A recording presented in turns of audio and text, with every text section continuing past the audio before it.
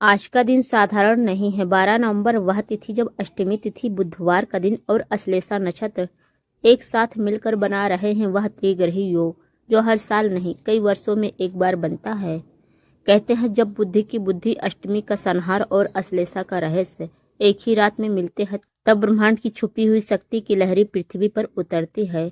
यह वह क्षण होता है जब दुर्भाग्य तोड़ता है, भाग्य जागता है और शिव की ऊर्जा सीधे उस व्यक्ति तक पहुंचती है जो श्रद्धा से सही विधि से उनका आवाहन करता है। आज की रात में है धन सिद्धि की क्षमता, नकारात्मकता के अंत की शक्ति और महादेव के आशीर्वाद का वह अदृश्य द्वार जो हर किसी के लिए नहीं खुलता। लेकिन अगर आपने यह वीडियो अंत तक ध्यान से सुना और बताए गए सटीक समय और सही विधि से उपाय किया तो यकीन मानिए आपके जीवन की बंद किस्मत की हर गांठ खुद शिव खोल देंगे। क्योंकि आज की रात सिर्फ एक रात नहीं है, यह है शिव का आवाहन और जो इस आवाहन को सुन लेता है उसका जीवन कभी वैसा नहीं रहता जैसे पहले था। तो आगे हम आपको बताएंगे उपाय करने के लिए सही समय, स्थान और आवश्यक सामग्री। गुरु जी कहते हैं हर चमत्कारी उपाय तभी फल देता है जब उसका समय, स्थान और सामग्री तीनों शुद्ध हो। क्योंकि शिव ऊर्जा केवल वहीं उतरती है जहां श्रद्धा के साथ शुद्धता की कंपने हो। उपाय करने के लिए सही समय 12 नवंबर को बन रहा है वह अद्भुत संयोग जिसे गुरु जी ने शिव संपर्क काल कहा है। उपाय करने का सर्वोत्तम समय है संध्या काल से लेकर रात्रि 12 बजे के बीच। उपाय करने का सर्वाधिक प्रभावशाली समय माना गया है क्योंकि इस काल में सूर्य अस्त हो चुका होता है और चंद्रमा अंधकार की ओर बढ़ता है। यह वही क्षण है जब शिव तत्व संहार और पुनर्जन्म की ऊर्जा सबसे सक्रिय होता है। गुरुजी कहते हैं अष्टमी की रात शिव को अर्पित हर शब्द, हर दीप सीधे महाकाल तक पहुंचती है। उपाय करने का सही स्थान शिव ऊर्जा का केंद्र। इस उपाय को करने का स्थान आपकी सफलता का आधा भाग तय करता है। यदि संभव हो तो उत्तर पूर्व दिशा ईशान कोण में स्थित किसी शांत कक्ष में करें। स्थान केंद्र में शिवलिंग या महादेव का चित्र रखें। भूमि पर कुशा या सफेद कपड़े का आसन बिछाएं। वातावरण में दीपक की मृदु लौ, गंगा जल, सुगंध और शांति होनी चाहिए। यदि आप मंदिर जा सकते हैं तो शिव मंदिर का गर्भगृह सबसे उत्तम स्थान है, लेकिन केवल तभी जब मंदिर में भीड़ ना हो। उपाय करने के लिए आवश्यक सामग्री। हर वस्तु अपने साथ एक तरंग, एक शक्ति लाती है। जब वे एक साथ प्रयोग में आती हैं तभी उपाय सिद्ध होता है। पूजन सामग्री। शुद्ध तांबे का जल पात्र। शिव को जल अर्पित करने के लिए तांबा ऊर्जा का संचारित करता है। गंगा जल नकारात्मकता को नष्ट करने की सबसे पवित्र तरल शक्ति।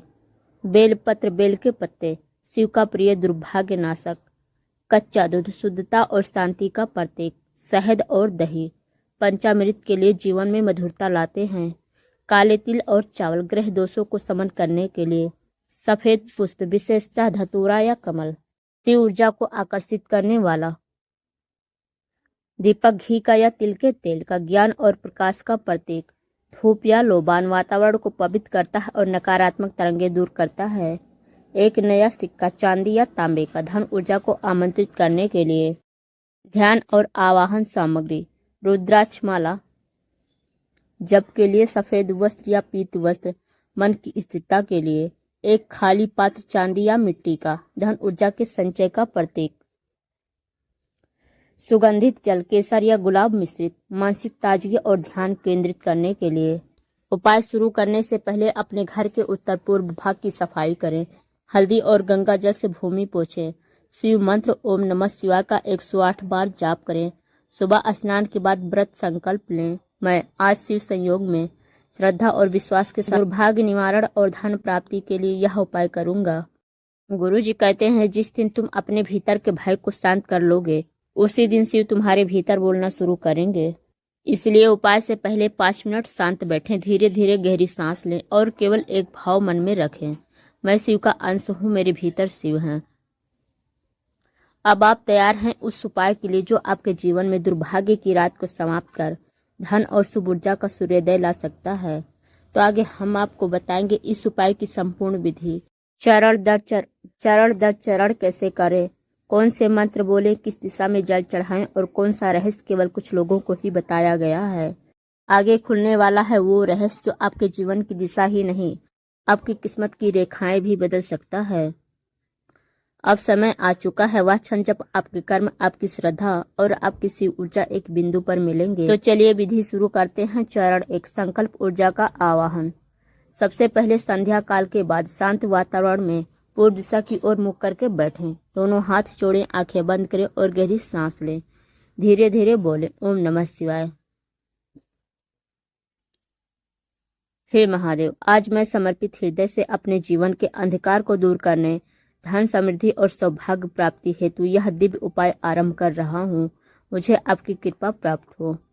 उसके बाद अपने सामने दीपक जलाएं। दीपक की लौ को देखें और कल्पना करें कि यह आपके दुर्भाग्य को जला रही है। चरण 2, अभिषेक शिव जल अर्पण विधि। अब तांबे के पात्र में गंगा जल, दूध, शहद, दही और थोड़ा सा जल मिलाकर पंचामृत तैयार करें। फिर एक एक करके अर्पित करें। पहले गंगा जल अर्पित करते हुए बोले, हे शिव, मेरे भीतर की नकारात्मकता को धो दीजिए। फिर दूध अर्पित करते हुए बोले, मेरे जीवन में शांति और स्थिरता बनी रहे। फिर शहद, मेरे संबंधों में मधुरता और सौभाग्य प्रवाहित हो। फिर दही, मेरी बुद्धि सदा निर्मल और संतुलित रहे। जल, आपकी कृपा सदा मुझ पर बनी रहे। प्रत्येक अर्पण करते समय ओम नमः शिवाय का 3 बार जाप करें। गुरुजी कहते हैं, जब मन, जल और शब्द एक साथ समर्पित होते हैं तभी शिव प्रकट होते हैं। चरण 3, मंत्र जप, ऊर्जा संचय का मंत्र। अब रुद्राक्ष की माला हाथ में ले 108 बार ये मंत्र जाप करें। ओम ह्रीम नमः शिवाय धनदाय नमः। यह मंत्र शिव महापुराण के धन सिद्धि अध्याय से लिया गया है, जो धनदायक शिव ऊर्जा को जागृत करता है। हर बार जब धनदाय शब्द बोलें, कल्पना करें कि आपके चारों ओर सुनहरी रोशनी का गोला फैल रहा है, जो आपके जीवन में समृद्धि और सकारात्मक ऊर्जा भर रहा है। चरण 4, बेलपत्र अर्पण। अब 11 बेलपत्र लें। प्रत्येक पत्र पर चंदन से ओम लिखें और एक एक करके शिवलिंग पर चढ़ाएं। हर बार बोलें, ओम नमः शिवाय, मेरा दुर्भाग्य नष्ट हो, मेरा मार्ग प्रशस्त हो। बेलपत्र चढ़ाते समय यह भावना रखें कि हर पत्ता आपके जीवन की एक परेशानी लेकर महादेव के चरणों में विलीन हो रहा है। चरण 5, धन आवाहन संकल्प सिद्धि। अब वह नया सिक्का चांदी या तांबे का अपने दाएं हाथ में लें। दीपक की लौ की ओर हल्का सा घुमाएं और बोलें, हे महादेव, जैसे आपकी जटाओं से गंगा जल प्रवाहित होता है, वैसे ही मेरे घर में धन और शुभता प्रवाहित हो। फिर सिक्के को अपने पूजा स्थान या तिजोरी में रख दें। यह आपका शिव संपर्क ताबीज बन जाएगा। चरण 6, शांति पाठ ऊर्जा स्थिरीकरण। अब शांत होकर आंखें बंद करें और 11 बार यह मंत्र जपें। ओम त्र्यंबकम यजामहे सुगंधिम पुष्टिवर्धनम उर्वारुकमिव बंधनान् मृत्योर्मुक्षेमामृतात्। हर जप के साथ मन में एक वाक्य दोहराएं, मैं मुक्त हूँ, मैं धन्य हूँ, मेरे भीतर शिव है। चरण 7, आशीर्वाद और समापन। अब अपनी दोनों हथेलियां जोड़े दीपक की ओर देखें और धीमे स्वर में कहें, हे महादेव, आपने मेरे जीवन में जो प्रकाश भेजा है वह कभी मंद ना पड़े। मेरी कर्म सदा धर्म पथ पर चले। अब आपकी कृपा सदा बनी रहे। फिर 3 बार ओम नमः शिवाय बोलें और अंत में जल का छींटा चारों दिशाओं में दें। यह ऊर्जा परिवर्तन का प्रतीक है, जिससे वातावरण से ऊर्जा में स्थिर होती है। अब आपका उपाय पूर्ण हुआ। गुरुजी कहते हैं, जब आप यह उपाय पूर्ण करते हैं तो केवल बाहरी परिवर्तन नहीं आता, बल्कि आपकी आत्मा का कंपन बदल जाता है। आपका चेहरा शांत और मन स्थिर हो जाता है। अब आपकी श्रद्धा, आपका समर्पण और शिव कृपा मिल चुके हैं। इस क्षण आप केवल साधक नहीं बल्कि शिव ऊर्जा के वाहक बन चुके हैं। गुरुजी कहते हैं, जिसने श्रद्धा से शिव को पुकारा, उसके द्वार पर दुर्भाग्य कभी नहीं रुकता। अब आपने पूरी विधि जान ली है, तो आगे हम बताएंगे इस उपाय को करते समय कौन सी सावधानी, कौन सी छोटी सी गलती इसका प्रभाव घटा सकती है और कैसे शिव का आशीर्वाद अस्थायी रूप से अपने जीवन में बनाए रखें। यह वह रहस्य है जो आपके जीवन में शिव कृपा को अस्थायी बना देगा। गुरुजी कहते हैं, शिव ऊर्जा किसी के मन की अस्थिरता को सहन नहीं करती, इसलिए इन बातों का ध्यान रखें। उपाय करने के 11 दिन तक किसी के प्रति क्रोध, ईर्ष्या या नकारात्मक बात ना करें, क्योंकि यह ऊर्जा तभी फल देती है जब आप सकारात्मक कंपन में बने रहें। जहाँ क्रोध है वहाँ कृपा नहीं टिकती। मांस, शराब या नशे से पूर्ण परहेज करें। ये तत्व शरीर की ऊर्जा को भारी बनाते हैं। शिव की ऊर्जा हल्की, शुद्ध और ऊर्ध्वगामी होती है।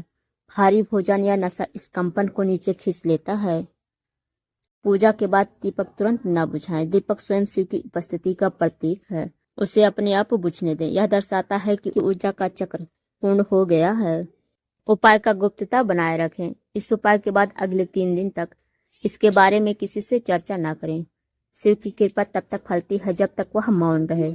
जैसे बीज अंधकार में अंकुरित होता है, वैसे ही कृपा भी मौन में पनपती है।